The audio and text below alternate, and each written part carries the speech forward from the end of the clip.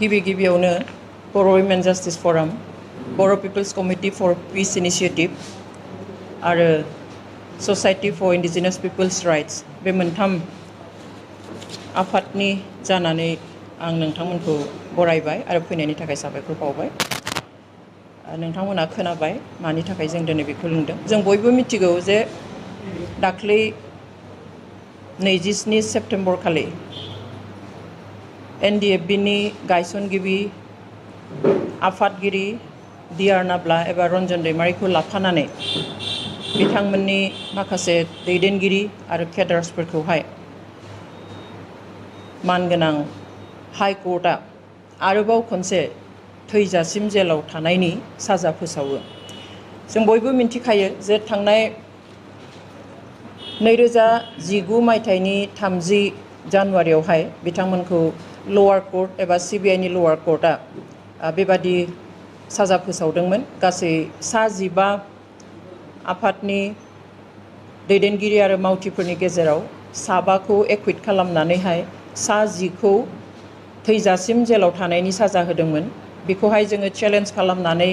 High कर्टआव लांफिनदोंमोन खारन बे बिजिरनायखौ जोङो सुखुखायाखैमोन बा जाफुंनाय बादि जों मोनाखैमोन, उचित बिसार खालामनाय बादि जों सानाखैमोन। बेवहाय बेखौ हाई कर्टआव एपिल खालामफिननाय जादोंमोन। हाई कर्टआवहाय बिजिरनानै थांनाय 27 सेप्तेम्बराव जि राय होबाय बेवहाय 10नि मादाव 9खौ एक्विट खालामो, नाथाय गुबुन 6खौ आरोबाव लवार कर्टआ जा साजा होनाय बे साजाखौनो बहाल लाखियो एबा थैजासिम जेलाव थानांनायनि साजा फोसावफिनो। दा बाथ्राया जाबाय जेब्ला 2019 मायथाइयावहाय लवार कर्ट CBI कर्टआ जेब्ला बे साजाखौ होदोंमोन अब्ला NDFB जों सावरायनाया सोलिगासिनो दंमोन। पिस एकर्ड जाथ'वाखैमोन एबा सान्थि गोरोबथाया जाथ'वाखैमोन। बेनि उनाव साजा होबाय, जेलाव थानांबाय। जेलाव थानाय समावनो आसाम सोरखार एबा स्टेट सोरखार आरो सेन्ट्रेल सोरखारा बिथांमोनजों एकर्ड खालामो एबा गोरोबथा खालामो। गोबाङा बुंनो नागिरो जे कनभिक्ट जानाया बेखौ बियो आयेननि गेजेरजोंनो थांथारगोन। अब्ला बेबो मोनसे सोंलु एबा आयेनाव बेबो दोङो जे कनभिक्टेड मानसिजों एबा कनभिक्ट जानाय मानसिजों सोरखारा खुनु खामानि मावनो हाया। कनभिक्ट जानाय मानसिजों माबादिहाय 2020 मायथाइनि 27 जानुवारियाव बोरैहाय गोजोन गोरोबथाखौ खालामखो? अब्ला पिस एकर्डनि गोजोन गोरोबथानि ओंथिया बहा थाखो? दिनै NDFBआ हाथियार लानानै जि सोमावसारनाय बर' हारिनि मोनथाय गांनाय उखैनायखौ सुफुंनो थाखाय नासयनाय, नाख्रेबजानाय, सोबख'जानाय बेफोरनिफ्राय उदां खालामनो थाखाय बे सोमावसारनायखौ सोरखारा एक्न'लेज खालामदों, स्वीकार खालामदों, खालामनानै बुंदों जे बिसोरो गुबुन टेररिस्ट संगठन बादि नङा, जे बिसोर गावसोरनि मोनथाय दङ, बिनिखाय बेबादि आखायाव हाथियार लानानै बेबादि खुद्रिखांदों आरो बेनिखायनो एक्न'लेज खालामनानै सोरखाराबो सिज फायार खालामदों आरो NDFBनिफ्रायबो सिज फायार खालामदों। बेनि उनावहाय सावरायनाया जागायजेननो थाखाय, सावरायनायखौ लांनो थाखाय इन्टारल'किटर एपइन्टमेन्ट होदों। अब्ला बिनि उनावहाय सावराय फैनानै जेब्ला एकर्डआ जायो अब्ला बे एकर्डखौ खालामनायनि उनाव जायफोरनि सोमावसारनायखौ एक्न'लेज खालामनानै स्वीकार खालामनानैहाय बिथांमोनजों एकर्ड खालामबाय, अब्ला बिथांमोनखौ आरो जेलाव दोनफिननायनि बाथ्राया बहा थाखो? दिनै जों बेखौ बुंनो सानो, जों साननो बाध्य जादों जे दिनै जि कर्टफोर दङ, हाई कर्टआनो जा लवार कर्टआनो जा, बेफोरो पलिटिक्सनि बारगा नङा। जों सानदोंमोन उदाङै बिसार खालामनो हायो, नाथाय जों जि नुबाय उदांथि गैया। बेयावहाय पलिटिकेल इन्टारफेरेन्स जायो, राजखान्थियारि बेयावहाय आखाइ फोलावनानै बेयाव खामानि मावहरो। आरो जों बेखौ बेल' नङा, नोंथांमोना हयथ' मिन्थिया जानो हागौ बा जोंनि रायजो राजाया मिन्थिया जानो हागौ जे माबादिहाय 2020 मायथाइयाव एकर्ड खालामनो थाखाय बिथां NDFBनि फाउन्डार प्रेसिडेन्ट दियार नाब्लाखौ जेलनिफ्राय बोरै लानानै थांनाय, बेखौ हयथ' गोबां रायजो राजायानो मिन्थिया। बेयावबो ओइखालि जुदि सोरखारा इन्टारफेरेन्स खालामामोनब्ला, सोरखारा गोहो बाहायामोनब्ला मालाबाबो कनभिक्टेड मानसि सासेखौ बिदि लांनो हायामोन। आरो जुदि बेयाव बिदि खालामनो हाबायब्ला नैबेयाव आफ्टार एकर्ड मानो सोरखारा बेयावहाय गावसोरनि हट इच्छा मोनसे दिन्थिनो हायासै? 2020 मायथाइयाव सोरखारा हरखाब आंखौ 21 जानुवारि खालि फन खालामनानै बुंहरबाय तपन डेका आईबी नि जइन्ट डिरेक्टर बे समावहाय जे अंजलि তোমালোকৰ এডভকেটক কোৱা ৰঞ্জনৰ কাৰণে বেল ফাইল কৰিব লাগে মই আগতেই কৈছো ৰঞ্জনৰ অবিহনে চুক্তি নহয় रंजन गैयाब्ला बे सुक्तिया जानो हाया बेवहाय आं बेखौ खालाममारबाय नोंसोर इमिडिएट नोंसोरनि एडभकेटखौ बुंदो बेल फाइल खालामनांगौ कोर्टआव आं जोंनि एडभकेटखौ बुंहरबाय ओइखालि जोंनि एडभकेटआ गुवाहाटीयाव गैयामोन कार्बि आंलंआव थांदोंमोन बेनि उनाव बै समनि चीफ मिनिस्टार सनवालनि सर्बानन्द सनवाल बिथांनि लिगेल एडभाइजार शान्तनु भरालिया फन खालामलायना बुंबाय बायद' हुनकाले करक आं होनबाय जोंनि एडभकेटआ गुवाहाटीयाव गैया जिखि जाया ओइखालि बिथाङा हराव सफैबाय एडभकेटआ बिनि अखानायै बिथाङा होनबाय आं दिनै सम लानांगोन बेल पेटिशनखौ आङो बानायनो नांगोन स' 22 तारिखआव बेखौ बिथाङा प्रिपेयार खालामनो थाखाय सम लाबाय जोंनि एडभकेटआ 23 तारिखआव एबा 23 जानुवारियावहाय बेखौ कोर्टआव साबमिट खालामबाय बेल पिटिशनखौहाय बिनि उनाव 24 जानुवारि 24 जानुवारियावहाय हियारिं उथिबाय फुं बाहागोआवनो हाइकोर्टआ बुंबाय जों बेल होनो हाया सोरखारा जुदि माबाफोर लेखाफोर हरोब्ला सोरखारा जुदि माबाफोर बुंहरोब्ला इन्सट्राक्शन होयोब्लासो जोङो बेल होनो हागोन होननानै बेनिखाय दिनैनि थाखाय बे हियारिंखौ बेयावनो फोजोबनाय जाबाय फैगौ समबार खालि आरो हियारिं लाफिननाय जागोन बेनि उनाव बे खुरांखौ आंखौ खोन्थाहरबाय एडभकेटआ जे নহ'ल बेलটো सरकारे बोले किबा कागज पत्र দিব লাগিব सरकारे बोले किबा इन्सट्राक्शन দিব লাগিব তেতিয়াহে হ'ব सोरखारा इन्सट्राक्शन हरबासो जागोन आं लोगो लोगो आईबी नि जइन्ट डिरेक्टर तपन डेकाखौ फन खालामबाय जे এনেকুৱা এনেকুৱা কথা बेल নহ'ल আপোনালোকে बोले किबा कागज দিব লাগে हेतु दिलेहे হ'ব बे बागदावखांबाय आं सोमबारলৈ पिसुवाले सोमबारলৈ आको हियारिंটো হ'ব बे सोमबारे केই तारिख आं 27 एटुটো নহ'ব 27 तारिखे আমি কামটো কৰিম বুলিয়েই ভাবিছো 27 तारिखआव जों खामानिखौनो मावगोन सानदों से बिदिबाथ' जानाय नङा आंनो नोंथांमोना मा मावनो हायो नोंथांमोननि खोथा बोरै मावनांगौ आं खबरखौ होनांगौ होबाय आरो बिथिं आङो चीफ मिनिस्टारनि आसामनि चीफ मिनिस्टारनि लिगेल एडभाइजार शान्तनु भरालिनोबो एखे आं रादाबखौ हरबाय बिदि सोरखारनिफ्राय जुदि माबा मोनसे इन्सट्राक्शन फैयाब्ला बेल होआ होनबाय नंगौ नामा जों माबा मोनसे खालामनांगोन बिनि उनाव बीपीएफनि गोबां लिडारफोर आदा नाब्लामोनखौ लोगो हमनो थाखाय जेलाव थांनो फैदोंमोन ओइखालि आंखौबो लिंहरबाय जेलाव नोंथाङाबो फैनांगौ होननानै आंबो थांबाय स' 1 बाजिनिफ्राय 3 बाजिसिम आं जेल सिङाव फनखौ बाहेराव दोननानै लांनो मोना गारियाव दोननानै आं जेल सिङाव दङ जेलनिफ्राय 3 बाजियाव जेब्ला ओंखारनानै आं फैनानै आंनि फनखौ लाबाय आखायाव नुबाय जे गोबां मिस कल आईबी तपन डेका बिथांनिफ्राय आरो सीएमनि लिगेल एडभाइजार शान्तनु भरालिनिफ्राय आं शान्तनु भरालि बिथांखौ सिगाङाव कल खालामबाय अब्ला बिथाङा होनबाय रन्जन दैमारि बिथाङा जेलनिफ्राय ओंखारनो गोसो गैया नामा नोंथांमोना जोंखौ मानो इगनर खालामदों आंनो मानो बेबादि बुंदों अब्ला होनबाय नोंथाङाबो फन दैखाङाखै जों बेसेबां फन खालामदों नोंसिनि एडभकेटआबो फन दैखाङाखै बेसेबां जों कल खालामदों आं होनबाय एडभकेटआ सानाव फन हमनो असुबिदा खारन बिथाङा कोर्टआव दङ साइलेन्टआव दोनो बिसोरो कोर्टआव थानायाव फन लाया आरो आं जेलाव दङमोन आदाखौ लोगो हमनो थाखाय माखासे आलासि फैनाय स' आं बिसोरजों दङमोन नों मिथिखायो जे आं फनखौ सिङाव लांनो हाया अब्ला बिथाङा बुंबाय जे सेन्ट्रेल सोरखारनो रन्जन दैमारिखौ नांथारगौ बेवहाय सोरखारनिफ्राय जि मावनो गोनां बेखिनिखौ मावनानै हरजोबबाय आरो दा नैथि खेबनि थाखाय 3 बाजियाव दा हाइकोर्टआव रन्जन दैमारिनि बेलनि हियारिं जागोन नों जेराव दङ जेरै दङ नों हाइकोर्टआव दानो थांदो आं फुंनिफ्राय जेबो जायाखैमोन जानो जिरायहांदोंमोन हटेलाव आरो बेखौ आङो जाया लोङा खारनानै आङो हाइकोर्ट फारसे थांबाय हाइकोर्ट मोननो 5 मिनिट थाब्लानो एडभकेटआ आंखौ फन खालामना बुंबाय बेला जाबाय 4टाव बेनि उनाव बेलखौ जों नुवाखै बेल कपिखौ जों नुवाखै भार्बेलि अर्डार होबाय बेखौ टाइप खालामनाय लिरगौ मानि मागौ मानि कोर्टआनो बन्द जाबाय 7टाव जोंनो बे कपिखौ होबाय नायब्ला नुबाय जे बेयो इन्टारिम बेल जिखि जाया आं बेयाव मा बुंनो नागिरदों जे दिनै सोरखारा गोसो खालामोबा बेखौ दिहुननानै लानानै थांनो हायो एकर्डनि थाखाय अब्ला नैबेयाव आफ्टार पिस एकर्ड गोजोन गोरोबथा जाखांनायनि उनाव give and tech forgive and forget mutual understanding for the interest of the peace political बन्दी बिथांमोना पलिटिकेल प्रिजनार बिथांमोना साधारन ओरैनो गुबुन खयदी बादि नङा गुबुन क्रिमिनेल बादि नङा दिनै NDFB-नि जेसेबां दङ 60निख्रुइबो बारा जिखिनि दङ अल आर पलिटिकेल प्रिजनार जायखि पलिटिकेलि खालामनो हायि जेबो गैया बेवहाय सोरखारनि हट इच्छा मोजां साननाय लुबैनायल' थानांगोन किन्तु जुदि गासैखौबो हिसाब निकासल' खालामोब्ला गावबा गाव गोहोआव जनायनि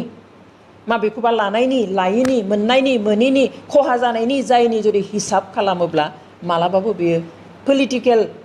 इच्छाखौ दिन्थिनाय जाया एबा राजखान्थियारि जिथु मोजां दिन्थिनांगौ बेखौ दिन्थिनायखौ जोङो मालाबाबो मोननो हानाय नङा आरो बे केसाव बेनो जादों दिनै आरो बिदिबो जाबावदों जे जों मिन्थिनायाव सासे मानसिनि हियारिंखौ मोनसे केसनि हियारिंखौ सानसेयाव खनसेल' लानो हायो माबोरै ओइखालि खननै लानो हाखो सेन्ट्रेल सोरखारा बुंहरबाय नालाय स्टेट गभर्नमेन्टआ लुबैबाय नालाय सासे मानसिनि बेल हियारिंखौ 24 जानुवारियाव 2020नि 24 जानुवारियाव खननै लानो हाबाय बेबोथ' आयेन बेरेखा बिनिख्रुइ आरो इन्टारेस्टिंआ जाबाय अखानायै 25 January 4th Saturday holiday court बन्द ओइखालि मा खालामखो चिफ मिनिस्टारनि लिगेल एडभाइजार सान्तनु भराइलिया गावनो कोर्टआव जोंजों दंफैयो 2 बाजिसिम कोर्ट बन्द नाथाय कोर्टनि तालाखौ खेवहोनानै न'निफ्राय जाजखौ लानानै फैनानै आदानि बेल बन्द लादों मोनसे बेल बन्दखौ CBI-निखौ जाजनि न'आव थांनानै बेल बन्द लाहोदों आरो माखासेखौहाय बन्द कोर्टखौ ताला खेवहोनानै जाजखौ न'निफ्राय लानानै फैनानैहाय मा खालामदों बेल होहोदों स' government can do everything they can do everything if they want बिसोर लुबैब्ला गासैखौबो खालामनो हायो बन्द दिनाव सोरखारि चिफ मिनिस्टारनि लिगेल एडभाइजारा कोर्टआव थाफैलायनानै जोंनियाव फट' दङ बिथाङा जोंजों 2टासिम थादों बिथाङा ओरैबो होनबावदों जे जों गोसो खालामब्लाथ' बेफोरखौ बेल लायालासिनो लांनोबो हायो बेबादिबो होनबावदों बिथाङा आं जेब्ला होनदों जे बिथाङा बाग्लायबाय दे 1था जाबाय 1.5था जाबाय 2था जाबाय जायाबो जाया अब्ला आं होनदों सोनो इजि सान्तनु किन्तु दिहुननो बेसेबां गोब्राब नाय होनदों नाय जोंथ' इच्छा खालामोब्ला सोरखार हिसाबै जोङो बेल सेल लायालासिनो लांनो हायो किन्तु मानसिफ्रा गाज्रि बुंगोन बेवहाय जोङो बेल लादों बेबादि खोथाबो बिथाङा ओइखालि बुंदों ओइखालि बे केम्पासाव आंल' गैयामोन जोंनि बेल बन्द लानो थाखायनो 15 जनसोनिबो बारा मानसि थांनाय फुंनि 5टायावनो थांदों गामिनिफ्राय थ' बेबादिहाय जोंनि कुइसना बे जे जेखौ इलिगेल होननानै मिथियो बेखौ जुदि सोरखारा इन्टारफेयार खालामनानै सोरखारा आखाइ होनानै जुदि कोर्टनि गासैबो खामानिखौ मावनो हायोबा नैबेखौ एकर्ड खालामनायनि उनाव मानो हायाखसै बख'नो जों बेखौ खालि रोखा जे दिहुननो गोसो गैया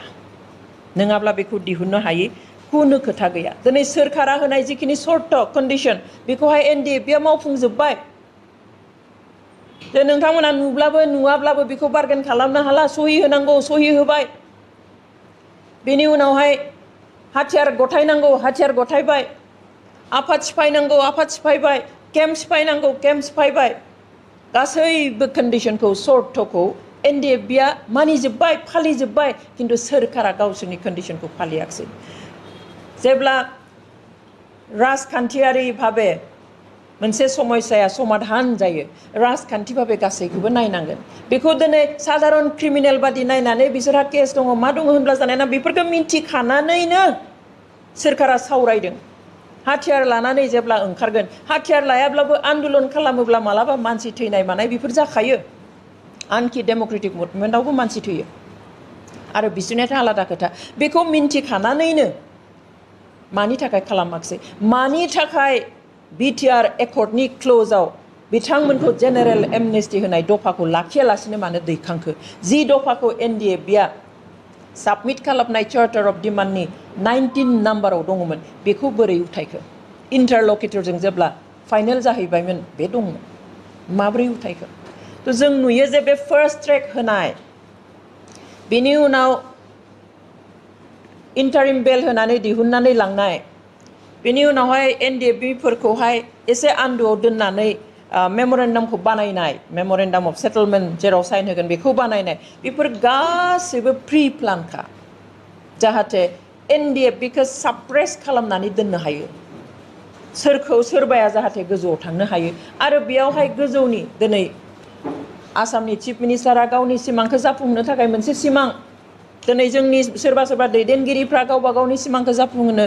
मोनसे सिमां मोनसे राहा लामा बेबादिहाय गासैबो खालामबाय अब्ला हारिनि थाखाय सोर सानगोन गुबुनाथ' सानखाया जोंनि दैदेनगिरिफ्रा सानाब्ला गुबुना बोरै सानगोन जों गासैखौबो नुदों क्लियार दिनै रायजोनि सिगाङाव बै समाव सोर चिफ मिनिस्टारमोन बिनि उनाव सोर चिफ मिनिस्टार जानो लुबैनाय आसामनि बिथाङा जोंनि बिटिसिआव जाय दैदेनगिरि जाय चिफ दंमोन बिथाङा थाब्ला सापर्ट मोनगोन ना मोना बेफोरखौ नायखाजोबनानै थाराथारि जोंनि बिटिसिनि इलेक्शना मार्च मासाव जागोनखाय जानुवारियाव जिखुनु प्रकारै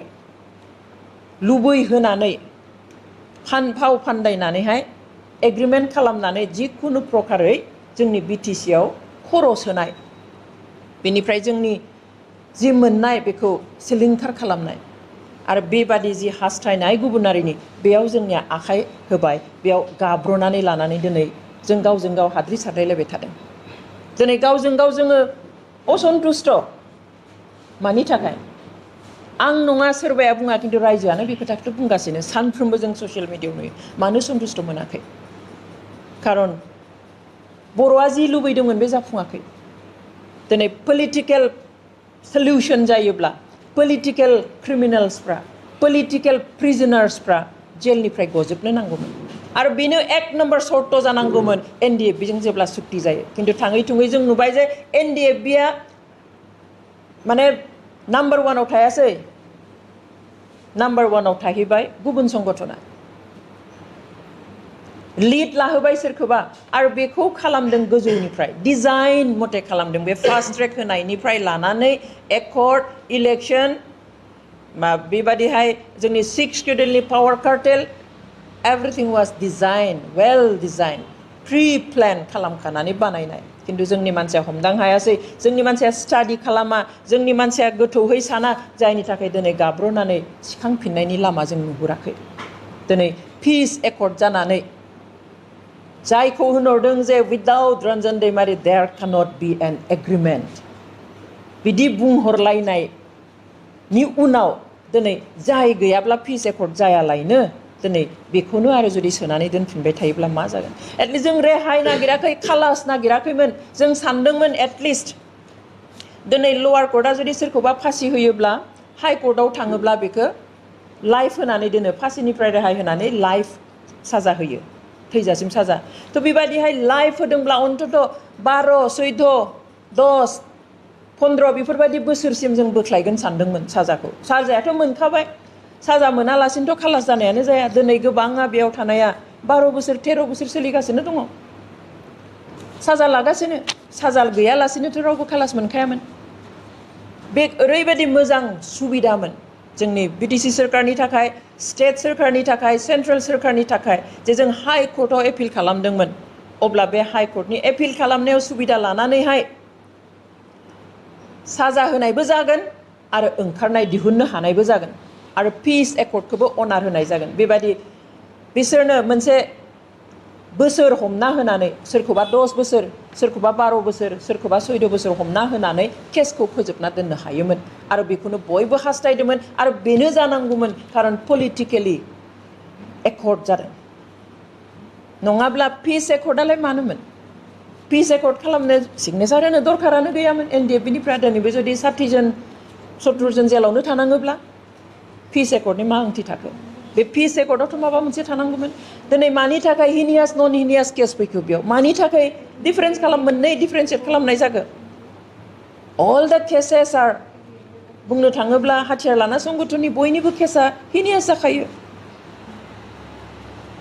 बेखौ मानो बिदि फागो खालामनाय जाखो बेयाव मानो क्लियारलि लिरनाय जाखो जे एक्जिस्टिं सिस्टेम मथे एक्जिस्टिं ल मथेसो हिनियास केसखौ सायनाय जागोन होननानै बेयावनो लिरना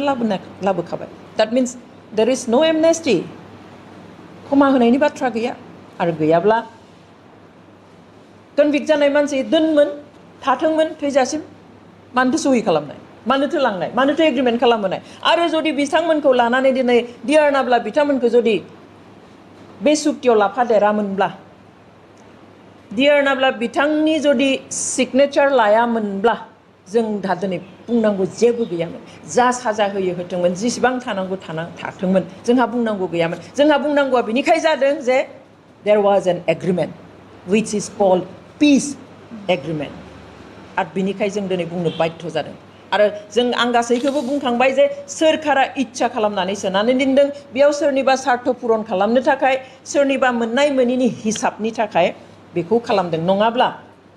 बै समाव सानसेयावनो सासे मानसिनि खननै बेल हियारिं लानाय बन्द दिनाव थाला खेवनानैहाय जेरै न'निफ्राय जाज लाना फैनानै बेल बन्द लानाय बेफोरखौ नायनानै जों बुजिनो बाखि गैया जे सोरखारा कर्टआव आखाइ होयो इन्टारफेयार खालामो आरो नैबेयावबो खालामनो हागौमोन जों जोंनि बिटिआरनि मानाव गेदेर सिएमखौ आं खबर होयो जेब्ला हियारिं जागोन आं मेसेज लिरनानै हरो एमएलए लरेन्स इस्लारि बिथांनो आं मेसेज लिरनानै हरो सिगांफोराव बहुद डेट थांबाय थाबाय बेनिखाय आङो गेजेराव लिरासै लास्ट जेब्ला जानोसै हियारिंआ एपिल हियारिंआ फाइनेल हियारिं जानोसै अब्ला आङो 21 मार्चआव आं बिथां सानैनो आङो आंनिफ्राय मावनांगौखौ माने इनफरमेसन होनांगौखौ आं होदों गोबाङा बुङो आंहा अहंकार दङ आं लिडारफोरखौ कन्टेक्ट खालामा आं खालामो आनखि सिएम जानायनि उनाव प्रमद बर'खौ आं लोगोबो हमदों गुवाहाटीनि बडलेण्ड गेस्ट हाउसआव आदामोननि बे केसखौ लानानैनो बिनि उनाव दाख्लै 21 मार्चआव बिथांनो लिरहरदों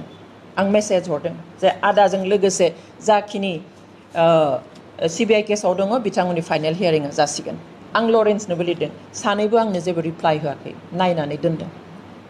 बिनि उनाव प्रमद बर' बिथाङा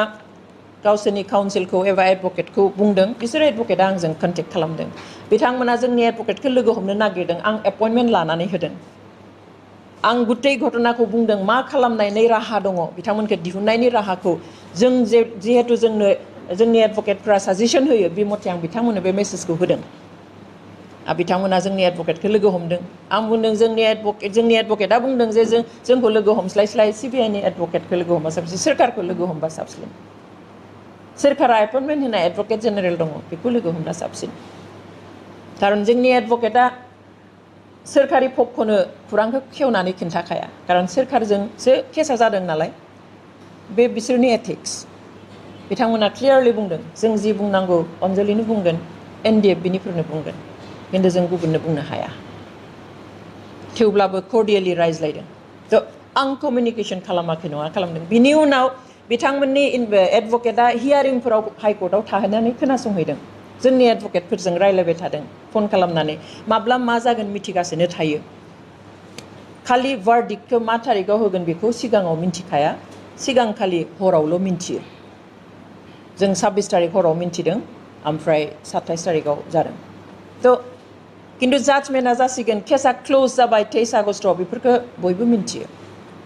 पेपाराव होदों टेलिभिजनाव ओंखारदों केस क्लोज जाबाय होननानै बेफोर समाव